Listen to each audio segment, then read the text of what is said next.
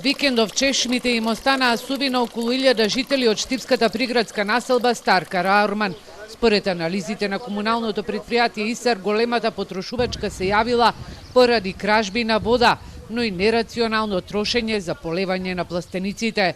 Од утринава 4 екипи се на терен и бараат диви приклучоци. Во тоа населено место, покрај тоа што луѓето ја користат водата за своите лични потреби, ја користат водата и за наводнување на своите посеви, односно поставените оранжерии, пластеници, кои што со кражба ги наводнуваат. Граѓаните пак тврдат дека земјоделските култури ги наводнуваат од сопствените бунари, а се пожалија и оти водата не им е технички исправна. Тоа не е вода, тоа е кафе. Гадна вода од канализација тече у нашето село. Да говедата мои не ја пие таа вода. А тоа што викат дека бавчите вадат нема врска. Јаве бавчите сите што имаме тука бавче и ние јаем дома и сите имаме бунари.